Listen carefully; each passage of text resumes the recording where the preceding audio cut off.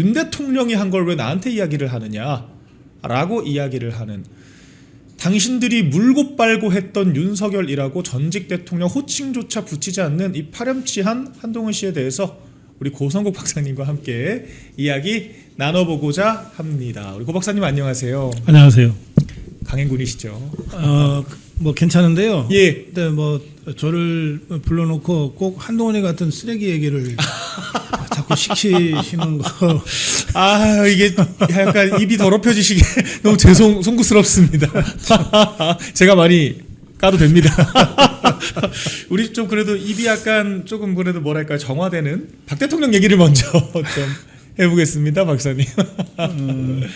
어제 기장님께서 어떻게 오셨습니까? 그러니까 우선 박근혜 대통령이 이번 6.3 선거 때 대구를 시작으로 해서 충청권 돌고 영남권 다시 돌고 있는 거를 보면서 우선 자주 봐서 좋더라고요. 네. 이 좌파 것들은 저를 박근혜 대통령 정부 때부터 뭐 친박 평론가라고 공격들을 해댔어요. 근데 사실을 이제 고백하자면 저는 박근혜 대통령을 따로 본 적이 한 번도 없어요. 지금까지. 예. 그래서 제가 여러분들과 똑같이 뉴스를 통해서 또 텍스트를 통해서 제가 리딩 박근혜를 하는 거지. 예. 뭐 여러분들이 잘 모르는 무슨 비밀스러운 대화를 가지고 제가 박근혜 대통령을 리딩하고 해석하고 그런 게 아니거든요. 네. 그러니까 여러분들이 박근혜 대통령을 잘 못 보시면 저도 똑같이 잘 못 봐요. 그 이제 요즘 들어 박근혜 대통령이 이렇게 제한된 화면이긴 하지만 이렇게 나오는 걸 보면 우선 반갑죠. 네. 우선 반갑고 또 한편 그동안 이 감옥살이만 4년 9개월을 하지 않았습니까? 그리고 감옥살이 하는 중에 수술을 하고 그 이후에 몸이 제대로 회복이 안 돼서 출소하고 난 다음에도 한동안 이제 몸 관리 때문에 아무것도 못 하고 뭐 또 있던 살던 집도 다 팔려가지고 뭐 뭐냐면 압류당한 거 아닙니까? 그래서 달성군에 사저를 마련했고 저 달성군 사저도 한번 간 적이 있어요. 네. 박근혜 대통령을 만나러 간 게 아니라 그냥 그 달성군에 간 김에 어떤 곳에서 사시나 멀리서나마 좀 봐야 되겠다 싶어서 갔더니 뭐 그냥 그 꼭 뭐 전직 대통령이니까 무슨 예우가 뭐 이런 거를 다 떠나서 예. 그냥 박근혜 대통령이 그 이렇게 전원에서 마음 편하게 지낼 수 있는 정도의 공간은 되는 것 같다. 그때 네. 벌써 몇 년 됐습니다. 어떤 그때 그런 느낌도 좀 가졌었는데 그런저런 소회가 먼저 와요. 예. 당장 6.3 선거와 관련해서 박근혜 대통령의 지원 유세가 뭐 사실은 유세 지원이라고 딱 이름 붙이기도 좀 어렵습니다만 네. 박근혜 대통령의 행보가 예. 어떤 영향을 미치냐 이런 정치적인 그 분석을 하기 이전에 박근혜라는 사람에 대한 저의 그런 여러 가지 이 안타까움과 이런 것들이 먼저 몰려와요. 네. 예. 다들 지켜보시는 분들이 마음에 좀 빚이 다들 조금씩은 있지 않을까 생각이 네, 너무 정말 고초를 겪으셨잖아요. 우리가 참 못난 짓을 했고 못된 짓을 했죠. 네. 그래서 또 그때 저희가 그렇게 또 고초를 겪게 만들어 드렸는데 이제 와서 또 이렇게 도움을 청하고 도움을 받고 있는 이 장면이 참 이게 역사의 평가라는 게 또 새롭고 우리의 결정이라는 게 참. 박근혜라는 사람은요. 네. 그러니까 제가 이제 읽은 자료에 의하면 네. 10살 무렵부터 이렇게 좀 공적 의식으로 이렇게 컸던 것 같아요. 네. 박정희 대통령보다는 유경수 여사가 이 자녀 교육을 굉장히 엄격하게 하신 걸로 유명한데요. 네. 그래서 일찍부터 이제 공적 의식으로 이렇게 그 성장을 했고, 네. 그리고 23살 땐가 이제 유경수 여사가 갑자기 흉탄에 쓰러지신 이후에 파리 유학 중인 박근혜 영예가 급하게 그 돌아와서 청와대에서 어머니를 대신해서 퍼스트 레이디 역할을 하거든요. 예. 그러면 그때부터 23살 무렵부터 지금 70 중반이거든요. 네. 그러면 한 50년 되잖아요. 네. 50년 동안 꼭 공직에 없더라도 늘 공인적으로 살 수밖에 없었어요. 워낙 그 보는 눈도 많고 감시하는 눈도 많고 또 기대하는 사람들도 많아가지고 네. 한 50년간의 생활 중에 뭐 대통령 자리에 있건 국회의원을 하고 있건 또는 그냥 아무것도 안 하는 일반 시민으로 살건 늘 공적인 그 생활을 할 수밖에 없었어요. 그리고 그러면서 동시에 이제 그러니까 28살 때 소녀 가장이 된 거거든요. 네. 이분은 평생 결혼을 하지 않으셨잖아요. 예. 결혼 얘기가 나올 때 그렇게 얘기했던 거가 기억이 납니다. 제가 책에서 본 건데 저는 대한민국과 결혼했습니다. 네. 이게 엘리자베스 여왕이 저는 영국과 결혼했습니다라고 했던 그 말을 이렇게 연상케 하는 말인데요. 그러면서 23살 때부터 소녀가장을 한 거죠. 예. 그리고 이제 박정희 대통령이 그 흉탄에 쓰러진 79년 이후에는 그야말로 그 여동생, 남동생 한 명씩 천의 고아가 돼서 박근혜 대통령이 이걸 다 추스렸거든요. 네. 그때부터 그 얼마나 어려운 일들이 많았겠어요. 어려운 고비가 많았겠냐고요. 근데 그 박근혜 대통령 회고록에 보면 이런 대목이 나와요. 이렇게 정말 힘들 때 네. 자기 혼자서 어디 시장에 자주 갔대요. 네. 그러니까 좀 동해안의 어느 시장 뭐 이런 식으로요. 가면 그 시장에서 자판 놓고 파시는 우리 상인들이 다들 이제 박근혜 영예보다는 나이들이 다 훨씬 많은 어르신들이죠. 네. 이런 분들이 어린 박근혜를 보면 또 젊은 박근혜를 보면 뭐 묻지도 따지지도 않고 그냥 우신대요. 네. 손잡고 우시고 어머니 생각이 난다, 유경수 여사님 생각난다 그러고 우신다는 거예요. 근데 그런 만남, 잠깐의 만남이지만 그런 만남을 통해서 자신의 어려움이 아무것도 아니다. 네. 라고 하는 그 생각을 하면서 이걸 이겨내고 했다는 대목이 나와요. 네. 그러니까 그렇게 평생을 살아온 정치인이거든요. 예. 그래서 저는 사실 참 염치 없게 이번에 또 6.3 선거 때도 또 박근혜를 불러냈다. 저는 그렇게 생각 안 해요. 이거는 네. 그냥 박근혜의 운명이야. 네? 평생 나라와 함께. 네, 대한민국과 잘 결혼했다는 박근혜라는 정치인의 그냥 운명이에요. 네. 그리고 어떤 면에서는 70 중반에 이 탄핵당하고 감옥에 끌려갔다 온 이후에도 네. 이렇게 많은 국민들이 열광적으로 환호하고 기다리고 이런 그 정치 상황 그 자체는 정치를 그만두셨지만 박근혜 대통령한테는 정말 누구도 누려볼 수 없는 그런 행복한 그런 정치 상황이다. 네. 역설적으로 그런 생각도 좀 들어서 예. 우리가 다시 호출했다는 것에 대해서 미안함은 별로 없어요. 다만 우리가 박근혜를 호출했다면 네. 호출한 만큼 우리도 역할을 해야 된다. 예. 우리는 아무것도 안 하면서 때만 되면 뭐 박근혜 호출하고 때만 되면 윤석열 호출하고 우리는 아무것도 안 하면서 네. 뭐 시틀리면 장동혁 욕하고 이러면서 여기까지 온 건 아닌가. 네.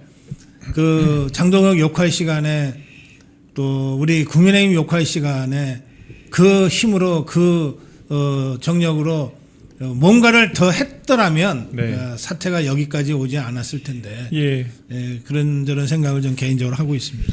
네, 그래서 박 대통령께서 어제 또 이렇게 뜨겁게 유권자들과 함께 또 자리를 해주셨어요. 그래서 많은 분들께서 정말 또 감동을 받으셨고, 또 박 대통령께서는 늘 우리나라, 우리가 속한 어떤 정당, 진영, 조직에 대해서 자긍심을 느끼게 만들어 주시는 것 같아요.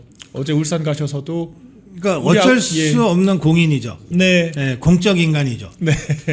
네, 그래서 울산을 가면 아버지 박정희 대통령이 울산을 어떻게 건설했는지 어린 시절의 기억이 떠오를 수밖에 없는 사람이죠. 네, 또 부산에서 박민식을 만나면 베트남 전쟁이 생각이 나는 사람이에요. 그러니까요. 예.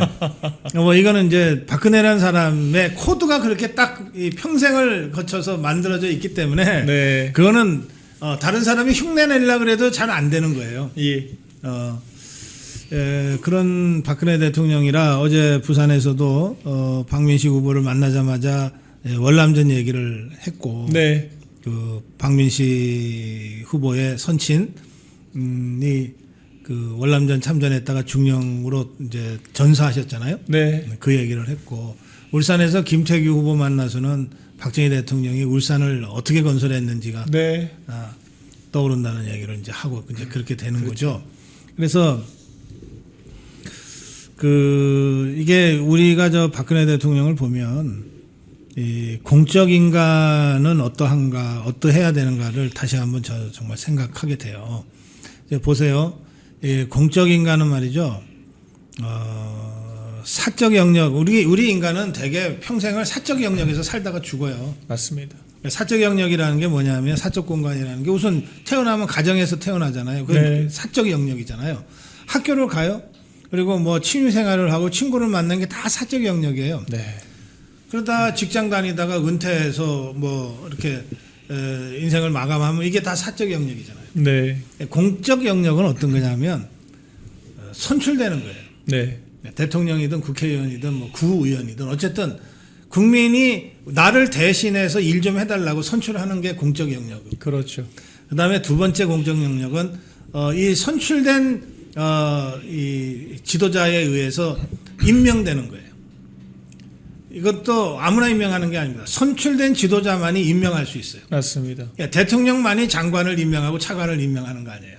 그렇게 해서 선출된 권력과 임명된 권력을 공적 영역이라고 하는 거예요. 네, 그러니까 이 공적 영역에서 일을 하려면 공적 인간이 돼야 되고, 공적 인간이 되려면 사적 영역에서 허용되는 많은 것들을 하면 안 돼요. 네, 사적 영역에서는 뭐 좀 도덕적으로 비난이 받아도 뭐 눈살 좀 찌푸려도 그냥 넘어가는 일들이 많아요. 네, 근데 공적 영역에서는 그런 것들을 절대 용납하지 않거든요. 그만큼 엄격하죠. 네, 그래서 공적 영역에서 일할 사람, 장관이나 뭐 이런 사람들은 우리가 청문회를 통해서 검증하는 거예요. 예, 사적으로 지가 혼자 살아갈 때는 아무 문제가 안 됐던 것이 장관할 때는 심각하게 문제가 돼서 낙마하잖아요. 네, 마찬가지로 지그들끼리 살 때 술집에서 뭐라고 뭐 하는 건 뭔 상관이 있어요. 벌금 내면 되지. 네. 근데 이게 선출된다고 나오는 순간 심각한 결격 사유가 되는 거거든요. 정원호 같은 케이스. 네, 그렇잖아요. 그러니까 그런 기준으로 따지고 보면 박근혜 대통령을 보면서 공적 인간의 전형을 우리가 보는 건데, 네, 그러면 동시에 정원호다, 전재수다, 우상호다, 뭐 박찬대다, 뭐 하는 것들이 있잖아요. 네, 이 뭐 추미애다, 이런 것들은 하나같이 이 공적 영역에 입문할 자격조차 없는 것들이에요. 네, 저는 뭐 시장이 아니다, 도지사가 아니라 구의원도 못할 것들이다. 이 공적 영역의 어떤 기준을 가지고 딱 척도를 놓고 되면 구의원도 못할 것들이 지금 시장하겠다, 도지사 하겠다 이러고 나선 것들이다. 네, 그래서 이렇게 되면 한 사회의 이 정기가 무너지는 거예요. 네, 법이 무너지고 정신이 무너지고 혼이 무너지는 거거든요. 예, 그럼 뭐 이게 곧바로 동물의 왕국 되는 거죠. 그렇죠. 지금 우리 6.3 선거는 우리나라가 이미 많이 무너졌는데 네. 마지막까지 이 동물의 왕국으로 진짜 전락할 거냐, 아니면 이 선에서라도 뭔가 브레이크를 밟고 다시 인간 사는 세상으로 돌아갈 것이냐의 네. 갈림길에 있는 선택 지점입니다. 어제 박 대통령께서 박민식 후보의 손을 꼭 잡고 다음 달이 호국의 달이지 않습니까? 네. 그러면서 박민식 후보가 또 제1대 보훈부 장관으로 또 역임을 하면서 국가 사회를 위해서 기여했던 것들을 상기시켜 주셨고 일할 기회를 달라라고 이야기를 하셨어요. 북갑 선거에 어떤 효과가 있을 것인가, 영향이 있을 거라고 보십니까? 굉장한 영향을 미칠 겁니다. 저는 네. 결정적인 영향을 미친다고 보는데요. 사실 뭐 북각과 관련해서 이런저런 여론조사들을 기성 언론들, 족보 언론들이 발표하던데 전 그거 안 믿습니다. 네. 안 믿는데 어쨌든 북각 주민들도 자기들이 이 피부로 체감하는 여론과 언론을 통해서 발표되는 여론의 차이가 너무 나니까 좀 헷갈리실 것 같아요. 네. 그렇긴 하지만 저는 뭐 지난주 지지난주 고비를 거치면서 특히 박민식의 그 사무실 개소식 장동혁 대표가 직접 지도부와 함께 참석했던 그 개소식을 거치면서 반전이 이루어졌다고 생각하거든요. 네. 그리고 나서 이게 반전은 이루어졌지만 박민식으로의 표결집이 빠른 속도로 이루어진 것 같진 않아요. 예. 그 점에서 박민식 후보나 박민식 지지자들이 조금 답답해했을 것 같은데. 예. 그런데 박근혜 대통령이 어제 박민식 후보를 우리 박민식 후보라고까지 얘기하면서 네. 또 선친 얘기까지 하면서 박민식 후보의 선친 얘기까지 하면서 사실은 뭐 올인하다시피 박민식 후보를 지지한 것 아닙니까? 네. 그리고 나서 아직 시간이 일주일이나 남았기 때문에 그렇죠. 저는 이 일주일 동안 굉장히 빠른 속도로 박민식으로 표 결집이 이루어질 거다. 네. 그래서 어느 시점에선가 골든 크로스 역전이 이루어질 거다. 네. 좀 그렇게 예상합니다. 예. 그러나 중에 박 대통령이 또 등장하시니까 또 발작하는 세력들이 있습니다. 속된 말로 배신자 그룹들. 우리 박사님 입으로 굳이 또 우리 배신자 그룹들의 이야기를 네, 안 할 수 있게 제가 좀 도와드리고 싶은데 저 어제 좀 충격을 받았어요. 예. 이 한동훈이라고 하는 사람의 밑바닥은 어딘가. 어제 한동훈 씨가 이례적으로 언론인들이 다 이례적이라고 표현했습니다. 차장검사가 직접 박 전 대통령에 대해서 30년형과 1185억 원의 벌금형을 구형을 했지 않습니까? 네. 이거 우리나라 삼척동자도 다 아는 명백한 팩트지 않습니까? 그건 영상이 자료 영상이 차고 넘치기 때문에 예. 그걸 갖고 새빨간 거짓말을 할 줄은 정말 누구도 짐작을 못했을 거예요. 근데 그 거짓말의 수준이 표현이 너무 천박하고 저급스럽더라고요. 그러니까 박민식 후보를 향해서 당신들이 물고 빨던 윤석열 이렇게 표현합니다. 제 표현이 아니라 저는 참 입에 담기도 싫은데 한동훈 씨의 표현이 당신들이 물고 빨던 윤석열이 한 것을 왜 나한테 탓을 하냐. 뭐 이런 말이 있어요. 법조계에. 예. 검사는 그 공소장으로 말하고 판사는 재판 판결문으로 말한다 이런 말이 있잖아요. 네. 검찰이 공소장으로 말한다고 할 때 네. 그 공소장의 완성본이 그 구형이거든요. 예. 공소라고 하는 건 검찰의 의견이잖아요. 예. 이 사람이 이러이러한 잘못을 저질렀으므로 라고 쭉 이제 주장하는 거 아닙니까? 네. 그래서 몇 달간의 재판을 하고 난 다음에 최종적으로 검사의 마지막 결론이 뭐냐면 그래서 이 사람 징역 얼마 얼마 이렇게 구형하는 거거든요. 그렇죠. 그러니까 공소장으로 말하는 검사가 구형을 할 때 그 구형이 공소장의 결론이고 네. 그 구형을 할 때 서류에 그 제일 먼저 이름을 올리는 자가 그 재판의 검사 측의 대표예요. 네. 그게 첫 번째 올라가 있는 게 윤석열이 아니라 한동훈이에요. 맞습니다. 그러니까 박근혜 대통령 재판과 관련된 최종적인 공소의 책임자는 네. 한동훈이라고 서류상 나와 있는 거예요. 맞습니다. 그래서 이자가 부득부득 직접 안 나가도 되지만 지가 나가서 해야 되겠다. 이게 뭔가 막 스타가 될 것 같으니까. 그래가지고 지가 부득부득 나가서 30년 구형을 한 거거든요. 그리고 네. 그게 서류상 남아 있는 거예요. 예. 그런데 이거를 지가 안 했다고 하니까 윤석열이 했다고 하니까 뭐 정말 오늘 매일신문에서 당시 박근혜 대통령 재판 관련 공판 조서, 그러니까 네. 이게 공적인 증거 자료가 되는 거죠. 네. 피고인 박근혜라고 하면서 검사 측, 우리 박사님 말씀처럼 이름이 나열되어 있습니다. 일단 윤석열 대통령의 이름은 등장하지도 않습니다. 아예 안 나와요, 그게. 없고요. 검사 제일 먼저 한동훈, 그 다음에 김창진, 전준철, 김민영 등등 정윤식 검사 등 10명의 검사 이름 나열되어 있네요. 첫 번째 나와 있는 1번 검사가 제일 높고 제일 책임이 큰 거거든요. 네. 그게 한동훈이가 써 있잖아요. 너무 당혹스럽습니다. 그러니까 본인이 수사하게 윤 대통령께서 기둥 역할 해주고 가림마 역할 해주고 책임지는 위치에서 일할 수 있게 해준 거 아니겠습니까? 이 한동훈이 네. 주장대로라고 하면 예. 지는 허수아비로 네. 꼭두각시로 나갔을 뿐이고 예. 실제 지휘는 윤석열 검사가 했다는 거 아니에요.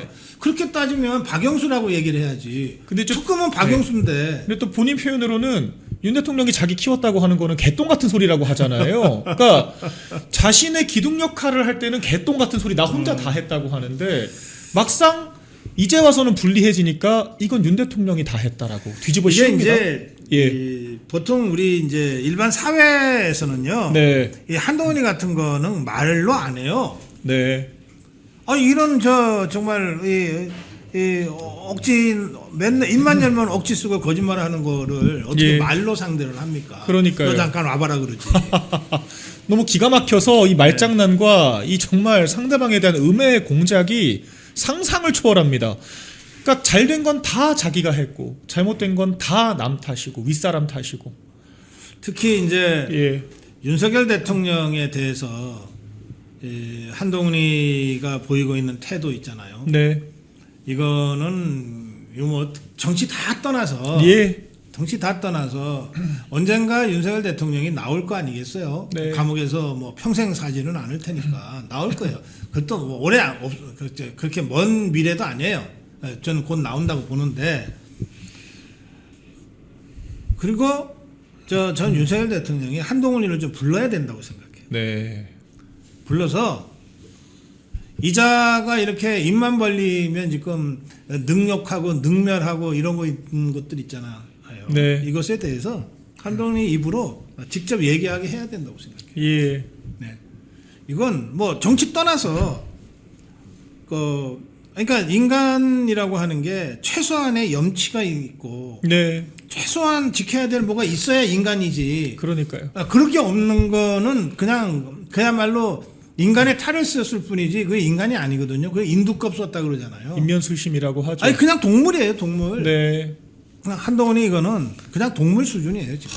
그래서 어제 정말 많은 분들께서 뭐 사실 박사님이나 저뿐만 아니라 정말 많은 분들께서 충격을 받아서 한동훈 씨를 이제 지지했던 분들도 이거 진짜 한동훈이 한 말 맞아요? 라고 되물어 보시더라고요. 니들이 아니, 물고 빨도.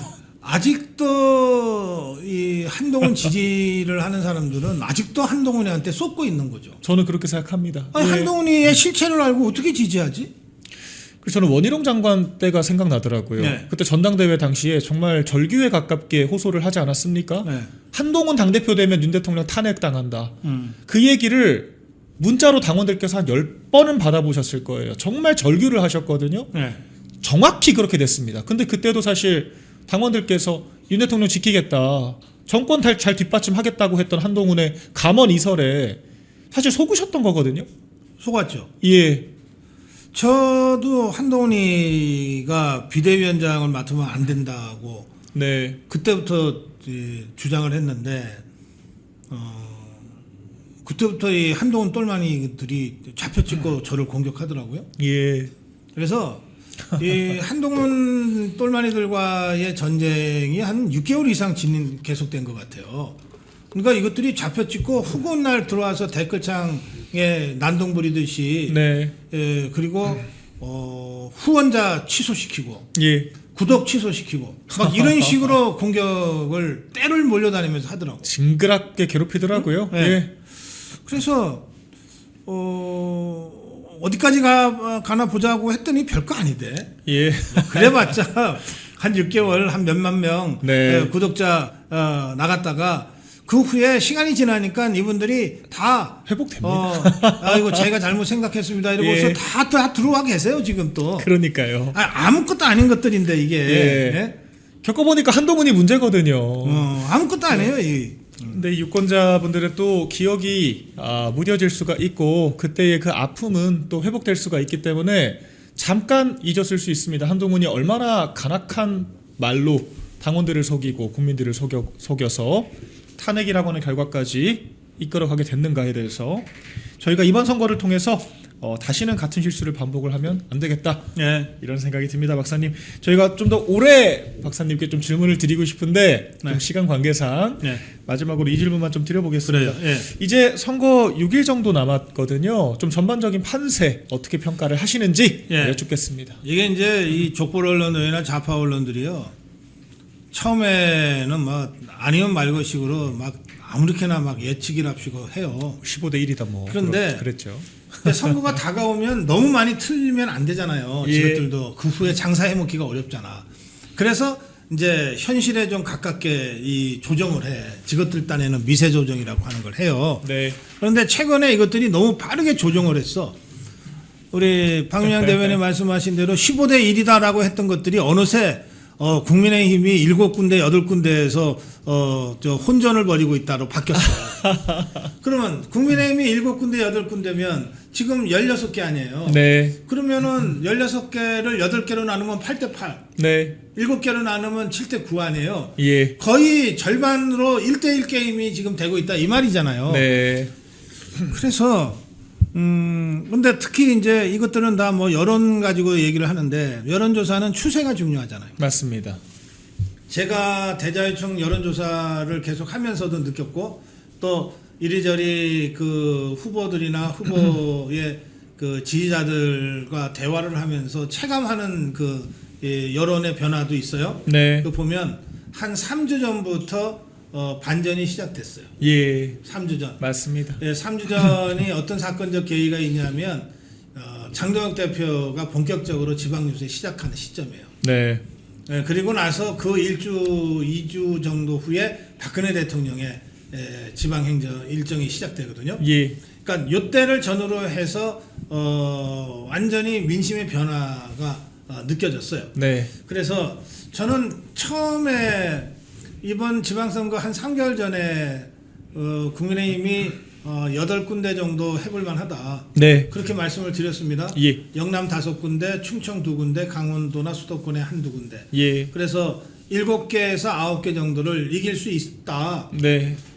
그런데 지금 이 좌파 언론이나 족보 언론들의 보도만 보면 한 3개만 이겨도 엄청 우리가 잘 싸우는 거예요. 그러니까요. 15대 1이라고 했으니까. 뭐 망하라고 고사를 지냈죠. 네. 그래서 저는 이미 그런 최악은 넘어섰고 6군데에서 9군데 사이로 네. 우리가 이길 수 있다. 예. 그다음에 특히 이제 14군데에서 진행되는 재보궐선거, 국회의원 재보궐선거에서 우리 의석수는 하나가 들어가 있어요. 네. 나머지 13개는 다 좌파 것들이에요. 예.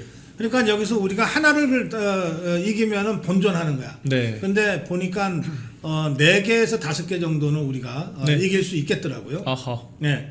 그러면 뭐 우리가 그 의석수에 있어서도 굉장한 힘을 받게 되는 거죠. 네. 지금 107석인데 107석이 110석을 넘어설 수가 있다. 이번 재보궐선거 끝난 다음에. 네. 그러면 그 지방선거의 승패 못지않게 국회의원 재보궐선거에서의 승패도 굉장히 의미를 갖거든요. 예, 그렇죠. 그래서 장동혁 지도부가 굉장한 탄력을 받으면서 네. 6.3 선거 후에 전국 주도권을 잡아나갈 수 있을 것 같다. 저는 그렇게 예상합니다. 네, 지방선거에 대해서도 조기 예측들과 언론의 예측들과는 다르게 굉장히 따라잡는 구도에 대해서 다 보도를 하기 시작했고, 재보궐선거도 우리가 충분히 확보를 할 수가 있다. 그래서 우리가 차후 원내 전국에서도 주도권을 잡을 수 있다. 이렇게 요약을 해주셨습니다. 이제 이분은 말씀드린 것처럼 목격자 K님과 함께 대담 이어가 보겠습니다. K님 안녕하세요. 예, 안녕하십니까. 반갑습니다. 네, 또 한 주 어떻게 보내셨습니까? 이번 한 주가 제일 정신 없었던 것 같아요. 아하. 거의 뭐 요즘은 제가 이제 밤에 어쩌다 보니까 밤에 방송을 하다 보니까 방송을 하고 편집을 하려면 오늘도 늦게까지 그쵸? 왜냐면 지금 약간 잠이 덜 깨. 그렇지 피곤해 않아요. 보이시는. 잠은 다 깼습니다. 괜찮습니까? 네, 예. 잠 완전히 깼고 잠을 안 깬 게 아니라 잠 깨어들었습니다. 제가 늘 말씀드립니다만 눈이 작습니다. 크게 한번 떠볼까요? 전혀 그런 의미는 예. 아니었고요. 눈이 작습니다. 예. 새벽 5시, 8시까지 방송하시더라고요. 예, 그럴 때도 있고, 어제는 네. 그래도 오늘 방송이 있으니까 예. 조금, 그 덕분에 조금 일찍 한 새벽 3시쯤 끝냈습니다. 예, 그리고 오늘은 편집 영상을 안 만들었다. 잤다, 아이고. 일찍 잤다. 예. 네, 너무 노고가 많다. 편집을 하다 보면은 아침에 이제 뭐 해 뜨는 거는 기본이고, 한 7시, 뭐 8시 뭐 이쯤 끝날 때도 있어요. 네. 그때 이제 자면은 하루가 완전히 꼬여버리죠. 그러니까요. 근데 이게 예. 절박하다. 이 영상 꼭 남겨야 된다. 왜냐면 라이브로 하는 거는 실제로 조회수 자체는 그렇게 많지 않아요. 그러니까 네. 찍히는 숫자에 비해서는 그러니까 같은 사람이 들어왔다 나왔다 하는 그런 것도 있기 때문에 더 많이 보여지지 않습니다. 그런데 편집 영상을 올리면요, 그래도 구독하지 않은 사람한테 더 많이 이제 추천이 가고, 예. 그렇게 했을 때 신규로 이제 유입되는 그렇죠. 사람들이 생기고, 우리 이슈에 새로운 사람들, 그러니까 중원에 있는 사람들 우리가 끌어오는 게 굉장히 중요하다 생각이 들어서, 선거 때는 이렇게 하루 컨디션이 망가진다 하더라도 네. 이 영상 편집하고 가자. 최근에 편집했던 거 가장 기억에 남는 게 바로 한동훈에 대한 이슈였는데, 한동훈이 8년 전에 박근혜 대통령에게 30년 구형하고 1185억 벌금을, 뭐 추징도 아니 벌금이 1185억이었어요. 아이고. 그런 계산 어떻게 나오는지도 참 궁금하고, 네. 더 여기에서 이례적이었던 건 이제 뭐 한동훈에 대해서 이야기하게 되니까 바로 이어가면 될 것 같습니다. 네. 예, 제일 황당했던 건 주임 검사가 할 만한 일을, 구형이라는 건 주임 검사, 공판 검사가 하는 일인데, 그렇죠. 그거를 3차장이면 정말 최고위직입니다. 조금만 그렇죠. 더 올라가면 이제 금방 검찰총장까지도 네, 그 나이면은 검사장에. 예. 검사장 다음에 이제 검찰총장을 볼 수 있는 사람인데, 그런데 내가 하겠다라고 나선 거예요. 나댄 거예요. 관종의 관종. 그 왜 그랬냐? 딱 그 재판장에서 예. 저는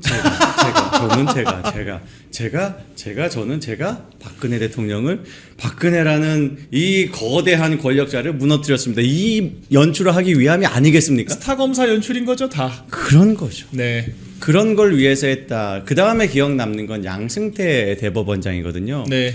양승태 대법원장은 뭐 이제 뭐 구형 정도가 아니라 기소 단계에서부터 언론들 쫙 모아놓고 브리핑을 해요. 아이고. 그런데 그 덕분에 한동훈이 그때와 지금 스타일 많이 달라졌구나라고 네. 이제 확인이 되는 것이거든요. 전부 다 무죄 났죠, 그 당시에. 네. 40건 넘는 혐의로 걸었는데 네. 전부 다 무죄 났습니다. 예. 1심에서 전부 다 무죄 났었죠. 2심, 3심에서 어떻게 될지가 굉장히 사실 이제 걱정됩니다. 네. 대법관들을 뭐 더 많이 늘린다 하고 정치 있고, 지금 뭐 예. 사법부화가 됐기 때문에 일부. 예, 그리고 이재명이 몰아가는 방향, 거기에 사법이 굴복하는 안타까운 조희대 대법원장조차도 거기에 제대로 목소리 내고 있는 거 못하고 있다라는 우리 걱정이 있지 않습니까? 네. 그래서 참 양승태 대법원장도 걱정이 되지만, 그래도 우리가 여러 가지 정치적 흐름이라는 것은 권력을 잡는다고 모든 걸 다 가지는 게 아닙니다. 우리가 네. 그 권력을 꾸짖는 선거라는 정말 우리 국민들을 위한 카드가 있어요. 이거 잘 써야 된다. 이렇게 말씀을 네. 드립니다.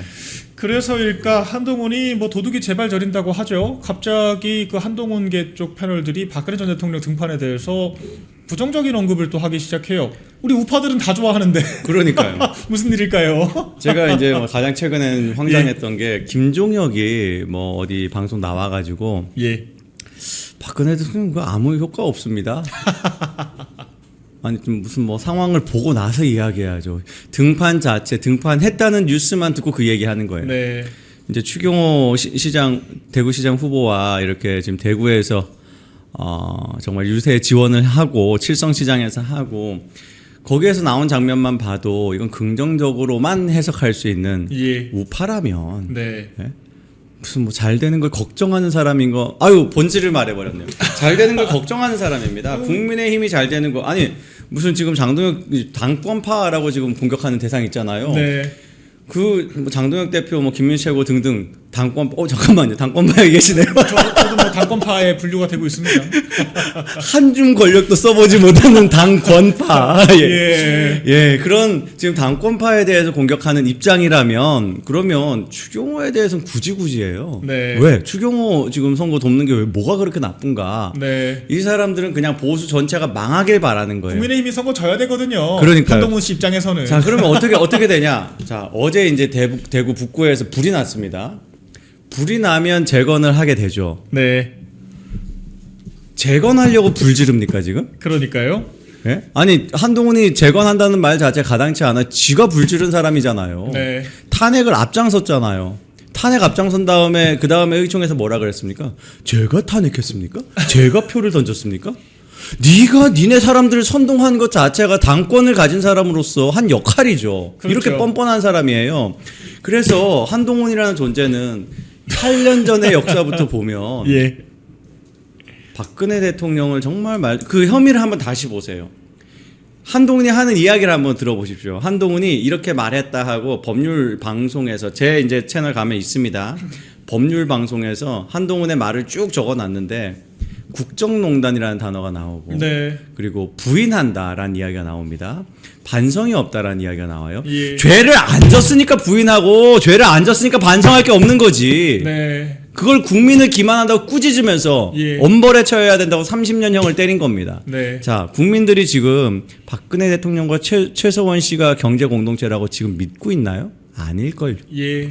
그리고 묵시적 청탁이라는 게 그렇게 대통령이 아무런 의사도 내비친 흔적조차 없는데 그게 청탁, 대가가 들어줬다라고 이야기할 만한 일이 되나요? 그러니까요. 지금도 제가 계속 이야기하지만 지금 그때 그 사건이 삼성에 뭐 청탁을 들어줬다라고 하는 구조가 이거거든요. 삼성물산과 제일모직과 삼성물산의 합병 네. 거기에 국민연금이 찬성 던진 게 도와준 거다라고 이야기하는데 그때는요 국민들이 소액주주까지 다 모여가지고 이거 삼성을 위해서 삼성의 안전을 위해서 삼성이 지금 지배구조가 안전하지 않으면 대한민국 국가 경제에 영향 끼친다라는 마음으로 십시일반 뭉쳐가지고 찬성표를 다 그 삼성 직원들이 막 그거 받으러 다니고 막 그랬었거든요. 네. 당시에 그런 걸 어떻게 국민연금이 반대를 해요? 그때는 엘리엇 혼자 반대하고 지분 하나도 안 가진 한결의 경향에 반대했습니다. 네. 지분 하나도 없이 늘 방해만 했던 참여연대가 반대를 했고 참여연대 그 반대에 가장 열심히 한 게 김경률이에요. 네. 아 그래서 김경률이랑 한동훈이랑 베프구나. 이렇게 이어지는 겁니다. 이게 보수를 재건할 사람 맞습니까? 보수를 불지를 사람이에요. 방화범이다. 보수 재건이란 말 드릴 때마다 아주 가증스럽죠. 네, 우리 제가 한 번 더 상기시켜 드리자면은 한동훈 씨는 보수 정권의 녹을 먹고 살아온 사람이에요. 좌파들이 아니라 보수 정권에서 이명박 정권 때 민정수석실의 선임 행정관을 했었고요. 근데 본인이 사후적으로 수사를 하게 되면서 본인이 몸담았던 민정수석실 민정비서관, 자신의 상관이었던 민정비서관의 여러 문제 행위들을 본인이 이야기를 해서 구치소에 보냈습니다. MB 정권 수사도 한동훈 씨가 본인이 몸담았던 조직을 배신했던 것이고요. 박근혜 전 대통령에 대해서도 한동훈 씨가 본인의 화양연화였던 민주당 정권에 부역하면서 30년 구형을 자기 입으로 직접 했습니다. 굳이 할 필요가 없는 행위를 직접 우리 목회인님 설명해 주신 것처럼 별 말 같지도 않은 이런 사법적인 수사, 레토릭을 동원해서 30년 구형에 1,000억이 넘는 벌금을 부과를 했다라고 하는 점. 그리고 마지막으로 가장 먼저 민주당보다 먼저 내란을 단정지음으로써 윤석열 대통령에게 그렇죠. 자기 자신을 자격도 깜도 안 되고 실력도 안 되는 한동훈 씨를 법무부 장관으로까지 낙하산으로 만들어준 윤석열 대통령에 대해서 나를 업어키웠다 개똥 같은 소리 그런 소리 하고 다니면서 내란을 단정했다. 이 말은 사실 무기징역 아니면 사형 죽으란 소리입니다. 사실. 그렇죠. 네. 러프하게 표현하자면요. 그러니까 이렇게 보수 대통령만 때려잡고 문재인, 이재명 수사 똑바로 했나요? 이원석 검찰총장 때 문재인 수사 왜 똑바로 안 했냐니까 제가 수사합니까? 법무부 장관이 수사합니까? 그 난리만 폈죠. 우리 당이 부당하게 탄압당했던 뭐 그런 필리버스터 그 패스트트랙 사건 같은 것들 공소 취소 했습니까? 외려 우리 나경원 원내대표 당시 전 원내대표를 나경원 의원을 악성 민원인 취급을 했죠. 이재명 수사 똑바로 했습니까? 뭘 한 게 있습니까 대체? 악성 민원인 이상이에요. 그 법률적으로 문제가 될 수도 있게 함정을 판 겁니다. 고발당했어요 실제 민주당에. 해당 건으로 그렇죠. 해당 건으로 이제 부적절하게 지금 청탁한 것으로 문제가 되고 그리고 더 중요한 건 그게 재판에 영향 끼치죠. 아직 선고가 나오기 전이었어요. 한동훈이 그 전부터 탄핵 전부터도 당무 개입이다 뭐다 난리를 쳐가지고요. 그것 때문에 민주당이 또 윤석열 대통령과 당시 그렇죠. 이관섭 비서실장을 고발했죠. 또 당무 개입으로 고발을 했어요. 그러니까요. 한동훈의 입 열 때마다 우리 정치인들이 고발당하고 탄핵당하고 수사받고 감옥 갔습니다. 본인 때문에 지금 2차 특검 종합특검 하면서 3,000명 넘는 사람이 지금 통신조회 수만 명 출국 금지당한 사람들만 3,000명이 넘어요. 지금 본인이 지금 보수를 다 총체적으로 망가뜨리고 박살을 냈는데 대체 뭔 보수 재건을 한다고 설치고 다닙니까? 당초에. 우리가 24년 총선에도 한동훈이 갑자기 네. 이종섭 황상무 들어와야 된다고. 예. 이종섭 귀국하고 황상무 잘라야 된다고. 황상무 잘랐어요. 아무도 얘기 안 해요. 예. 황상무 왜 잘랐는지도 몰라요. 아니 황상무 처음 들어봐요 국민들은. 그게 부담이 났어요. 국민 눈높이라고 얘기했습니다. 황상무 뭐 잘못했죠? 한동훈은 기억할까요? 아무 잘못이 없어요.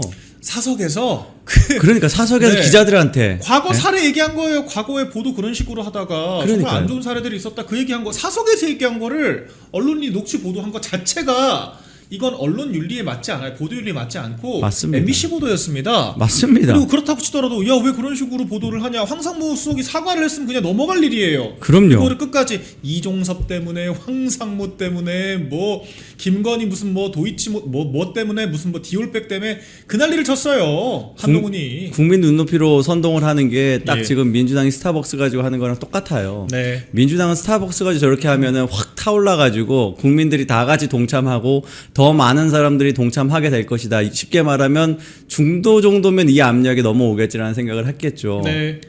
똑같아요. 지금 황상무에 대해서 국민 눈높이 얘기하면 국민들이 그렇게 공감해 줄 거라고 생각했겠으나 아무도 몰라요. 황상무의 역할 자체를 모릅니다. 그리고 네. 더 황당한 건 이종섭이죠. 이종섭은 지금 우리가 외교관 한 명, 대사 한 명 보내는 게 굉장히 절차가 까다롭고 그 상대 아그레멘트까지 국가, 거쳐야 되죠. 예, 상대 국가하고의 어떤 중요한 외교적 관계가 다 연결되는 문제입니다. 호주의 아그레망을 받은 이종섭을 호주 대사직을 그만두게 한 건 정말 황당한 일이었어요. 아그레망 받은 지 한두 달 만에 그만둔 것이거든요. 호주가 이게 뭔 일일까 그렇죠. 했을 겁니다. 결례예요. 외교적 결례. 그러니까 애초에 그 이종섭이라는 사람을 거기 호주의 대사로 넣은 것은 호주와 우리가 앞으로 해갈 어떤 군사적 교류 여러 가지 의미가 있어요. 대사가 요건 좀 이제 예민한 문제일 수도 있는데 군사적 교류와 우리가 방산 무기 수출이라든가 실제로 네. 있었습니다. 그리고 실제로 이종섭 자르고 난 다음에는 우리가 떨어졌어요. 입찰에서 네. 경쟁에 밀렸습니다. 그리고 또 하나 중요한 게 대사관이 어떻게 보면 국정원의 기지 같은 곳이거든요. 예. 그럴 때 우리 안보적으로 확실하게 믿을 수 있는 사람을 심어놔야지 국정원 요원들이 잘 활동을 한다. 네. 거기 호주는 중국 스파이들 엄청납니다. 예. 북한 스파이들도 있을 수 있고 그런 곳에서 좀 예민할 수 있는 이야기지만 또 공공연한 사실이기 때문에 모든 국가가 비슷하게 하기 때문에 그래서 굉장히 중요한 인사였는데 그걸 그런 식으로 망쳐요. 네. 국민 눈높이 얘기하면서 어떻게 됐습니까? 이종섭 귀국하고 나서 그 이후에 참 탄핵 이후 전국이 나빠지고 나서 특검이 발동되고 그래서 뭔가 정말 말도 안 되는 사화 같은 일이 벌어졌지 그 출국 정지를 하고 했던 공수처조차도 단 한 번 소환을 안 했어요. 네. 조사할 게 없는 거야. 물어볼 게 없는 거야. 불러가지고 이름 나이 물어보고 보낼 겁니까? 할 게 없으니까 부르질 않아요. 네. 이런 걸 한동훈이 한 사람입니다. 절대로 해서는 안 되는 선을 끊임없이 넘었어요. 그리고 그 선은 항상 우파 안에서만 여기서 제일 웃긴 거는 이종섭 장관 출국금지 결재권자가 당시 한동훈 법무부 장관이었어요. 그러니까요. 지가 출국금지 시켜놓고 자기가 무슨 남일처럼 나와가지고 아유 왜 출국금지된 사람을 아그레망을 뭐 했니 어쨌니 대사를 그러니까. 보내니만이 엽기적인 사람이에요. 그러니까 자기가 잘한 건 다 자기 덕이고 잘못된 건 다 남 탓이야. 네. 윤석열 정권 책임하에 이루어진 국정에서 자기가 무슨 뭐 소송 건 거는 무슨 자기가 잘한 거고. 그러니까요. 아이고 정말 황당한 사람인데 여러분 씨에 대해서는 이 조합 귀하죠? 이렇게 제가 오늘 점심에 준비- 또 약속 없으면 계속 얘기를 할 텐데. 그러니까요. 예. 준비되지 않은 내용도 막 이렇게 다 나옵니다. 한동훈 전문가들이에요. 한동훈의 이 괴담은 정말 날밤 까도 모자라고요. 저는 이런 사람 파렴치하게 지금 보수당에 버티고 앉아 있는 것 자체가 지금 한동훈 씨를 비호하는 사람들 전부가 보수 대통령들 탄핵의 공범들이기 때문에 저렇게까지 이악 물고 한동훈을 비호하는 게 아닌가 저는 그 생각밖에 안 듭니다. 그게 아니고서야 지금 말이 안 돼요. 한동훈이 맞습니다. 무슨 자질이 되기를 합니까? 무슨 뭐 대외적인 인기가 있기를 합니까? 뭐 정치적인 크레딧이 있기를 합니까? 아무것도 없어 아무것도. 한동훈은 늘 가짜가 붙어 있어요. 늘 항상 가짜가 저 붙어 있어요. 친문파들 다 붙어 있어 지금 보니까 깨시언이니 뭐니. 그런 네. 게 그 사람들이 정말 이 어떤 정치적으로 내부에서 이렇게 경쟁할 때 정말 그 전략들을 다 아는 사람들이거든요. 네. 원래 민주당이 여론조사나 내부 여론조사 경선이나 이런 거에 쉽게 말하면 속칭 빠꾸미들 네. 너무 잘 알아. 그래서 뭘 하면 되는지 여론조사 대기 어떻게 하는지 전주에서 보십시오. 착신전환. 예? 그때는 유무선 같이 했으니까 요즘은 거의 무선으로 하지만 네. 유무선 같이 할 때 집에 없으면 그거 나가서 받을 수 있도록 착신전환하라고 그런 거 다 이렇게 일러놓지 않습니까? 네.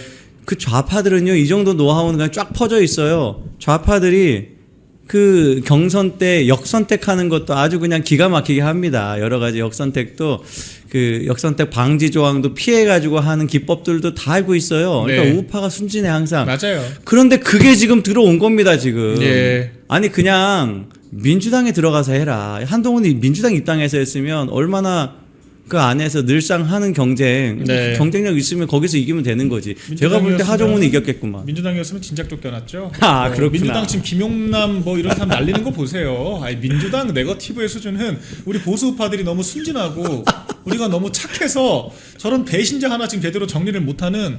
전 이거는요 착하다고 우리가 좋아할 게 아니에요. 각성해야 될 문제입니다. 좌파들처럼 잘라내야 될 이런 진짜 싹부터가 잘못된 것은 아주 그냥 간명하게 제대로 단칼에 도려내야 돼요. 근데 우리가 그걸 못하니까 당원 게시판 하나 지금 제대로 못 털고 수사도 지금 한이만이 지금 이러고 있지 않습니까? 우리 잔디 예쁘게 답답한 상황이에요. 잔디 네. 예쁘게 가꾸고 싶으면요 잡초 다 뽑아내야 돼요. 네. 예. 이 얘기를 더 하고 싶지만 저희가 이제 시간 관계상 좀 넘어가 볼게요. 이 얘기만 좀 짧게 하시죠. 예, 그 주제는 한 개도 못 예. 다뤘네요. 한동훈 여론 조작의 뭐 선거법 위반 의혹. 근데 이거 선거법 위반 의혹 특히 좀 큰 것 같아요. 뭐 도토리 쉼터니 뭐니. 네. 선거법 위반은 이거는 거의 이제 확정적으로 봐도 될 것 같아요. 물론 이제 선거 기간이기 때문에 네. 조사하고 있다, 뭐 의혹이다, 뭐 예. 이렇게 우리가 어떤 정확한 표현을 사용합니다만 우리의 내심, 저의 내심은 거의 아주 확신 단계다라고 네. 말씀드리겠습니다. 왜냐하면 이 지금 도토리 쉼터 이번엔 도토리 쉼터가 걸린 게 아니에요. 예. 이게 중요합니다. 도토리 쉼터가 있고 이번 쉼터는 다른 거예요. 도토리 쉼터로 간판까지 달고 이제 활동을 하다가 문제가 돼가지고 선관위에서 해당하는 이제 아마 받는 주체가 있었겠죠. 예. 팬클럽 뭐 위드훈이었나요? 네. 하여간 그 집단이 있으니까 공문이 나간 것이겠죠. 예. 거기에 공문으로서 경고를 하고 해산을 했습니다. 네. 그런데 다시 만든 거예요. 그리고 그러니까요. 몰래 만들었어요. 예. 간판이 없이 자기들끼리만 아는 아지트 같은 걸 만든 거죠. 그걸 사람들이 그 현장에 다니는 사람들이 보고 좀 이상함을 느낀 거죠. 하얀색 옷 입은 사람들이 흰개미들이 자꾸 어딘가 굴을 파고 들어가더라. 따라가 보니까 거기에 335 모여가지고 거기에서 쉼터 휴식도 하고 거기에서 뭐 물품도 받아가지고 나오고 막 이런 걸 보고 막 제보가 막 들어오고 그리고 네. 특정 매체에 이제 알려가지고 그 기자가 뻗치기를 해서 여러 시간 동안 지켜봤대요. 그랬더니 정말 문제되는 행동들 네. 이미 많이 체증이 된 거예요. 그리고 이제 선관위에 신고를 하고 선관위가 경찰과 함께 현장 조사를 했습니다. 조사를 했죠. 이거는 빼박 걸리는 거예요. 다 떠나서 그 사무실 점포를 임차한 사람이 있지 않겠습니까? 네. 임차한 사람은 무조건 책임을 지게 되어 있습니다. 예. 지금 한 기능이 그 공간이 한 기능이 정확하게 유사선거사무소 기능을 한 거예요. 네. 자원봉사하는 사람들 쉼터를 제공하고 거기에서 물품을 제공하고 네. 그럼 이거는 그냥 유사선거사무소가 된다. 이런 것들을 많이 이거는 그래도 자발적으로 쟤네들이 한 건데요라는 식으로 허용을 하기 시작하면 나도 그렇게 할 수 있는데 그럼 뭐 점도주구를 막 만들면 되죠. 모두가 그렇게 하는 거예요. 그냥 그 소통했다는 기록만 숨기면 모두가 다 팬클럽 만들어가지고 혹은 그렇죠. 팬클럽일 필요도 없죠. 뭐 다른 어떤 뭐 동호회, 단체 이런 거 만들어가지고 죄다 그렇게 하는 겁니다. 그렇게 할 수 있어요. 그래서 바로 심지어 하종우조차도 이런 거 허용하면은 진짜 다들 비슷하게 하지 않겠느냐, 유사사를 계속 발생하지 않겠느냐, 엄벌해 달라라고 이야기한 게 그런 의미거든요. 저는 당연히 강한 처벌 받아야 되는데 중요한 건 시점이다. 빠르게 판단이 나와야 될 것이고 예. 적어도 수사율의 판단이라도 최대한 빨리 나와야 된다. 예. 왜냐? 선거 지나고 난 다음에 그거 해봤자 이미 지금 표심에 반영이 안 되기 때문에 선관위가 공정할수록 빠르게 결론 내려야 된다. 네. 말씀드립니다. 이 정도로 얘기하고요. 그다음에 이제 이재명 스타벅스 선동 관련해서 좀 얘기를 해볼게요. 지금 뭐 세이렌이라고 하는 로고에 대해서도 시비를 걸기 시작을 했어요. 세이렌이라고 하는 뭐 그런 용어가 사이렌을 뭐 연상시키고 저는 이런 말 처음 들어보긴 하는데 그게 세월호와 관련이 있다. 이런 식의 지금 억지 극좌 음모론을 펼치고 있습니다. 근데 오늘 정영진 회장이 또 해명을 했어요. 관련된 프로모션은 세월호 사태가 터지기 전 2014년 전인 2013년에도 4월 16일 날 똑같이 진행을 했었다. 전혀 의도한 바가 없다. 근데 이게 기업 오너가 나와서 해명까지 할 일입니까? 대체 이 음모론 정체가 뭡니까? 그러니까 지금 이 예. 스타벅스는 우리 하워드 슐츠가 제일 유명하잖아요. 네. 하워드 슐츠가 이제 사실상의 창업자로 이야기를 하고 있지만 실제 창업자는 따로 있습니다. 예. 예, 시애틀에 3명의 공동 창업자가 만들었는데 그 시기가 1971년이에요. 그러면 이건 진짜 대단한 기적 같은 일이에요. 1971년에 딱 커피 그 카페를 만들면서 자 로고는 세월호를 모욕하는 세이렌으로 하자. 미쳤냐고요 다들. 그러니까요. 이게 무슨 말 같지도 않은 소리를 합니까? 문제는 이걸 대통령이 정색하고 자기 트위터에 올리고 있다는 거예요. 그건까지 쏟아내면서 대통령의 트위터는요. 거기에 지금 너무 그러기 번역을 너무 잘해. 예, 그냥 클릭하면 한 번 클릭이면 1초 만에 번역이 영어로 쫙 됩니다. 네. 이건 국제망신이에요. 국제망신. 한국 이슈를요. 많은 미국 사람들이 봅니다. 스타벅스 관련된 것이기 때문에 스타벅스 관련해 가지고 희한한 이야기를 하면 당연히 뉴스거리예요. 네. 이거 정말 국격 떨어지는 거예요. 예. 2016년이죠. 16년에 벌어졌던 그 안타까운 사고를 이 스타벅스의 로고와 연결짓는다? 아니 제가 그 링크건 내용을 보니까 무슨 그게 세이렌을 가지고 특별히 세이렌이 무슨 바다 일 하는 사람들을 유혹해서 뭐 그런 걸 하는 걸 기리는 축제를 하자 뭐 이런 거였습니까? 아니에요. 네. 원래 71년도부터 로고였던 세이렌을 그냥 머그컵에 그려 넣은 네. 자기네들 로고니까 그려 넣은 그래서 그걸 클래식 사이렌 머그라고 부르는 이거 출시했습니다 발표한 거예요. 네. 알고 보니까 스타벅스는 신제품 출시를 늘 화요일에 하고 프로모션을 한다는 맞아요. 것입니다. 그 이유가 있을 겁니다. 그들이 통계적으로 볼 때 화요일이 가장 매출을 좋게 만드는 방법이더라. 그렇죠. 왜냐? 토요일날 갑자기 빵 때리면 토요일날 손님이 제일 많은 때인데 네. 이미 지금 손님은 모르고 가잖아요. 예. 그런데 화요일쯤 딱 때려놓으면 그게 소식이 알려진 다음에 그 다음에 사람들이 이용할 때 더 손님을 모객을 더 증대시킬 수 있는 효과, 그 해당하는 머그컵의 판매량을 증대시킬 수 있는 효과, 그 기업이 연구해서 만들어 놓은 그런 그럼요. 어떤 기준인 것입니다.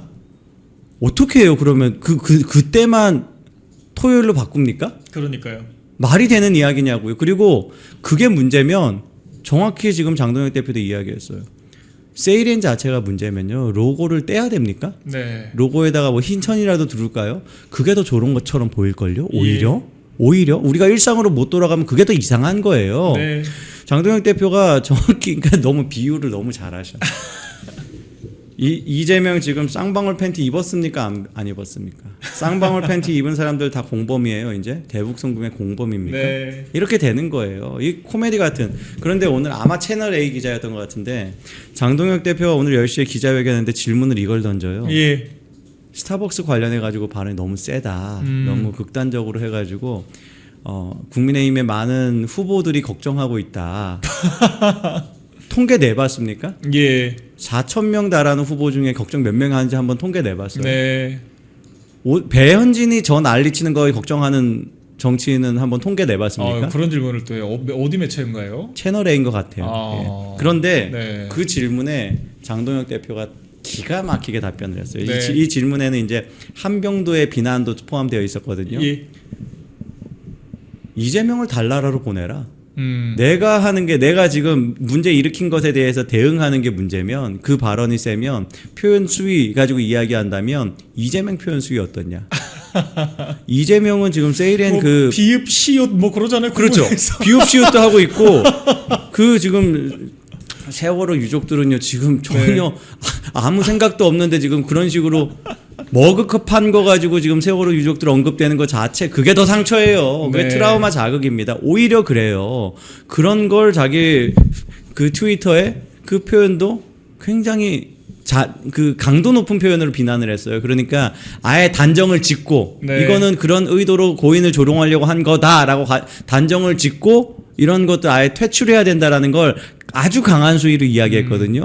그러니까 지금 행안부 장관에서 아예 불매한 다음에 기관하고 국민들 동참해달라고. 아니, 국민들한테 지금 불매를 선동하는 거.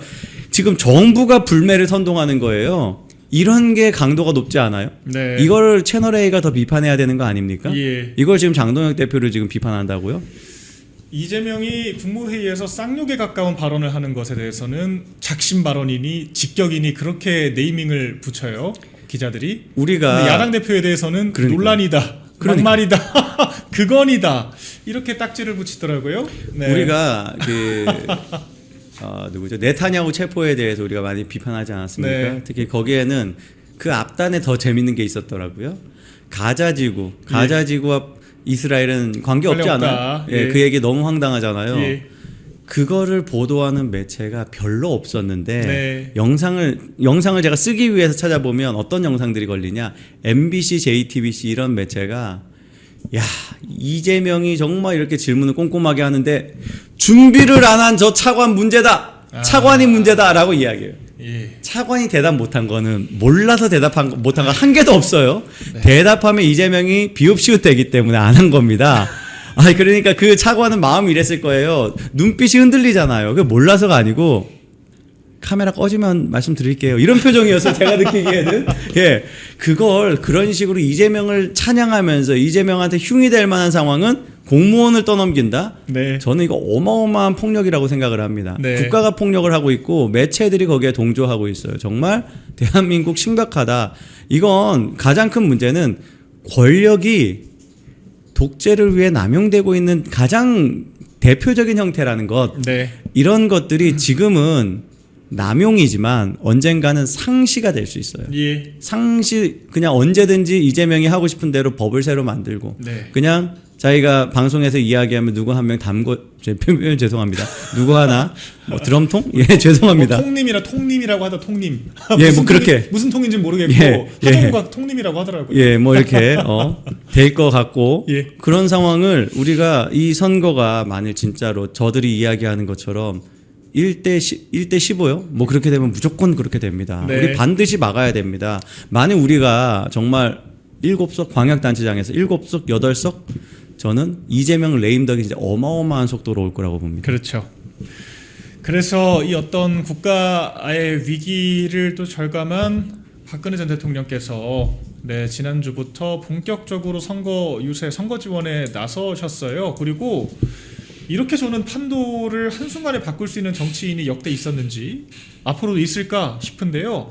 대구 방문하시자마자 바로 오차범위 밖에서 추경호 후보가 역전했습니다. 그러니까 저희가 오차범위 내에서는 역전이라는 표현을 못 쓰거든요. 오차범위 밖으로 역전시켰어요. 오늘 나온 K수 여론조사에서 박근혜 대통령 효과가 정말 대단한 것 같은데 앞으로 선거판세 좀 어떻게 끌고 갈 거라고 보십니까? 이거는 우리가 이미 확인된 네. 확인해본 카드고 늘 성공했던 카드입니다. 예. 박근혜 대통령이 정말 이렇게 당당하게 전국적으로 선거 유세 다니는 거 네. 오랜만에 보는 거예요. 예. 정말 그래요. 그 한동훈이 30년 구형한 이후로 처음 네. 보는 장면인 겁니다. 정말 저는 감격적이고 눈물 났어요. 정말. 예. 박근혜 대통령이 이렇게 나오셔가지고 칠성시장에서 네. 저를 이렇게 보고 싶어하는 분들이 이렇게 많았는데 그동안 못 나와서 미안하다라고 네. 말씀하시는데 눈물 나더라고요. 진짜로. 예.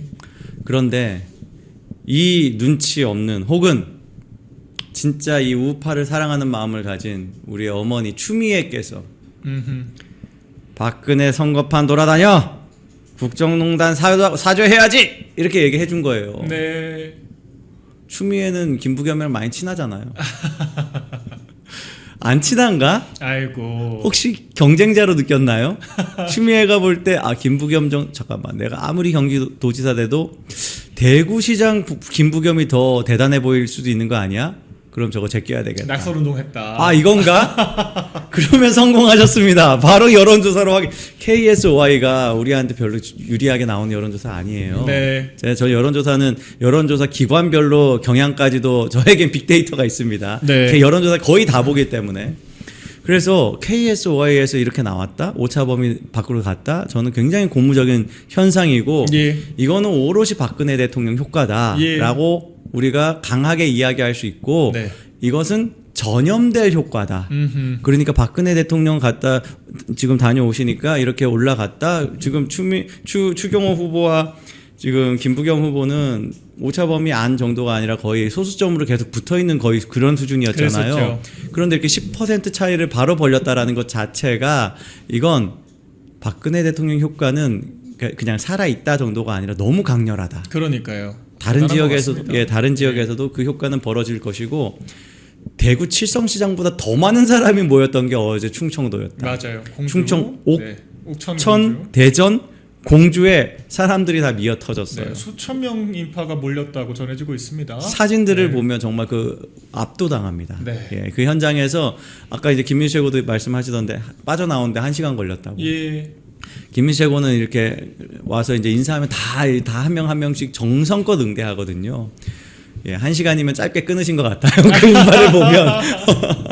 그래서 자, 이 바람이 어디로 가냐?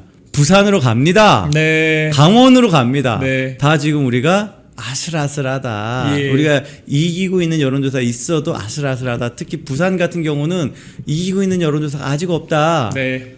박근혜 대통령 갔다 오시면 분명히 상황 완전히 달라집니다. 그런데 네. 여기 변수 하나 있어요. 박근혜 대통령 갔다 오시고 난 다음에는 깜깜이에요. 음흠. 아마 여론조사 우리가 확인할 수 없게 됩니다. 아마가 네. 아니고 그렇게 됩니다. 그런데 우리는 아는 거죠. 그렇죠. 예, 우리 추경호 케이스를 보면서 박근혜 대통령이 판 완전히 뒤집었다라는 여러분들 자신감 가져도 됩니다. 네. 충청도 지금 뜨겁게 올라와서 저는 김태흠이 이기는 여론조사도 많이 있었거든요. 예. 우리가 충청도에서 한 개는 될까 했는데 한 개 혹은 그 이상 가능할 것 같고 예. 보궐선거 공주 부여 청량도 저는 굉장히 가능성 높아졌다라는 무난하게. 생각이 듭니다. 뭐 공주시장은 당연한 것이고요. 좋습니다. 그래서 지금 박근혜 대통령께서 부산 기장에 또 방문할 예정이다. 그리고 거기에 또 이제 공지가 나왔어요. 네. 예, 거기에 또 박민식 후보도 아마 동행을 할 겁니다. 예. 자, 거기에서 우리가 다시 회상해야 되는 거는 한동훈은 박근혜 대통령 30년 구형하고 네. 벌금 1,185억이라는 정말 저 이런 표현 너무 죄송합니다만 죽으라는 거 아니에요? 그렇죠. 이건 잔혹하게 그런 한동훈이기 때문에 한동훈도 자기가 보수 재건하고 보수에 대해 자기가 적장자라고 생각하면 정형근을 후원회장으로 모시고 소통령 김현철의 지지를 그렇게 자랑하는 사람이라면 네. 지도 지발로 기장 가가지고 거기에 같이 프레임에 들어가야 되는 거 아니에요? 보수의 적장자라면 보수를 재건할 수 있는 사람이라면 근데 진짜 한동훈 씨가 온갖 끔찍한 혼종이네요. 이게 우리 좀 그 커뮤니티식 표현으로 끔찍한 혼종이다라고 하는데 그렇죠. 무슨 YS 자손들의 정영근 고문기술자 전직 올드맨의 친문파 게이시언 세력들의 일부 그 보수 매체들의 대체 정체가 뭔지 모르겠습니다. 대체 정치적인 빚이 얼마나 많은지 상상도 안 돼요. 김현철이 김영삼의 아유, 정말. 뜻을 이어받았다라고 이야기하기 굉장히 힘들어요. 네. 과연 김영삼 대통령이 문재인을 대선 때 지지할 사람인가요? 2012년에 김현철은 문재인 지지했습니다. 네. 2017년에 문재인 지지했어요. 예. 문재인이 대선 나올 때마다 항상 문재인만 지지했던 게 김현철입니다. 네. 그러니까 한동훈 지지하는 거거든요. 그렇죠. 사실 뭐 우리 당 정체성을 저는 별로 가졌다는 생각은 안 들더라고요. 역대 이 어떤 메시지들을 종합적으로 봤을 때 한동훈이 바로 친문인 겁니다. 친문 적장자로 약간 한동훈을 네. 생각하는 게 아닌가 한동훈은 생각이 들어요. 예. 친문으로서 친문과 경쟁한 거예요. 네. 그런 그림이 되는 겁니다. 우리가 구조적으로 그렇게 해석할 수 있는 거예요. 그러니까 그 시기를 복권 반대했겠죠. 그러니까 그 시기를 화양연화라고 이야기하고 네. 본인이 조국에 대해서도 그렇게 열심히 했던 거, 김경수 네. 복권에 대해서 반대했던 거 예. 그런 것들이 다 경쟁자 정리하는 그런 그림처럼 느껴질 정도로 예. 일단 친문 세력의 적개심 없고 네. 친문 시절이 문재인 정권이 화양연화고 그리고 문재인을 늘 지지했던 김현철과 깨시민과 네. 깨시연과 이런 사람들과 늘 함께하고 뭐 한번 부산 북갑에서 한번 친문 세력의 부흥을 만들어 보십시오. 네, 저희가 더 여러 얘기를 나누고 싶지만 벌써 12시 30분 다 됐기 때문에 슬 마무리를 하려고 하는데 마지막으로 속보 하나 전해드릴게요. 대전시장 리얼미터 여론조사가 또 나왔습니다. 네, 이장우 후보가 46.5%로 오차범위 내에서 허태정 45.6%를 앞서가는 와. 초접전. 그러니까 지난 리얼미터 조사에서는 한 5%포인트 네네, 밀리는 맞아요. 결과였는데 야. 한 주 만에 오차범위 안에서 뒤집는 결과가 나왔다는 점 한 번 더 짚어드리고 이것도 박근혜 전 대통령 아마 효과가 아닐까. 딱 전후 그렇죠. 지금 딱 비교가 되죠. 그렇죠. 5에서 10% 정도씩 확실하게 치고 올라오는. 올라가고 있었을 텐데 가속도를 붙여준 거는 박근혜 대통령이라고 생각합니다. 네. 그러니까 선거 시절 여론조사는요 하루 단위도 다 반영이 돼요. 예, 그렇죠. 하루 이슈가 바로 반영됩니다. 왜냐? 사람들이 선거 시절 뉴스를 많이 봐요. 맞습니다. 예. 그래서 저희가 여론조사상 국민의힘에 여러 호재들이 있다는 점까지 마지막으로 짚어드렸고요. 배신의 정치에 종지부를 찍는 것이 또 우리 이번 선거의 가장 중요한 과업이 아닐까 생각을 하면서 우리 목회님 마지막 한 말씀 부탁드리겠습니다. 예, 저는 우리가 정말 대역전하는 그 흐름은 이미 만들었다. 그럼 여기에 가속도만 붙이면 된다. 박근혜 대통령 우리 정말 총사령관으로 다시 돌아오셨습니다. 네. 우리 같이 함께 대역전 한번 만들어 보자고요. 여기에서 중요한 건 저는 지금 이 민주당이 선거 어려운 것 중에 가장 큰 건 뭐 여러 가지 잔챙이들 뭐 자잘한 문제들이 있습니다. 김용남, 김상훈 문제도 있고 뭐 하정우 문제도 있고 후보들 문제 당연히 있어요. 정원호 특히 대박이고 그런데 민주당 선거를 가장 크게 망치고 있는 건 이재명이에요.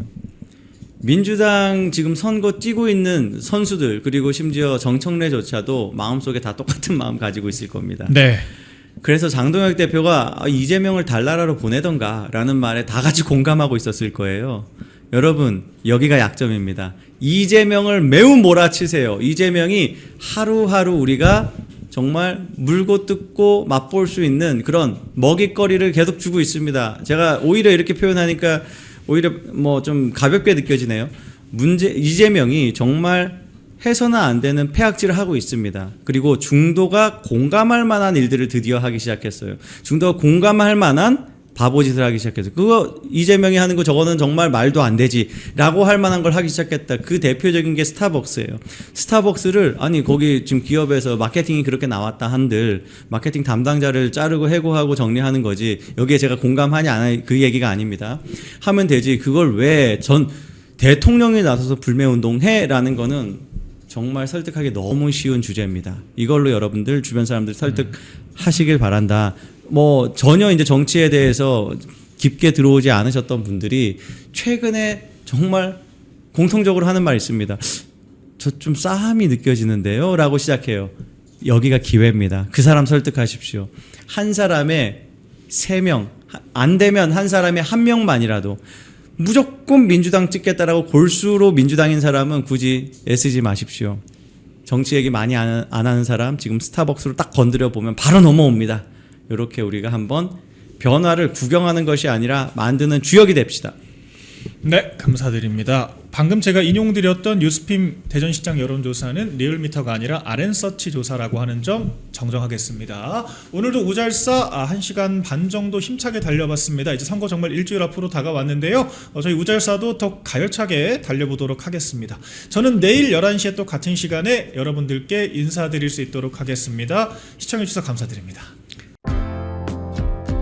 콩TV를 사랑하시는 시청자 여러분, 대한민국은 지금 체제 전쟁 중입니다. 연성 파시즘 체제로 갈 것이냐, 아니면 자유민주주의 체제를 지킬 것이냐, 이를 위해서는 결단과 용기가 필요합니다. 민주당의 정보통신망법이 통과되어서 오는 7월부터 시행이 됩니다. 이렇게 되면 언론 자유 훼손은 물론이고 자유우파 유튜버들의 산업 생태계에 심각한 지장이 예상됩니다. 여러분, 어떻게 해야 되겠습니까? 여러분들의 도움이 필요합니다.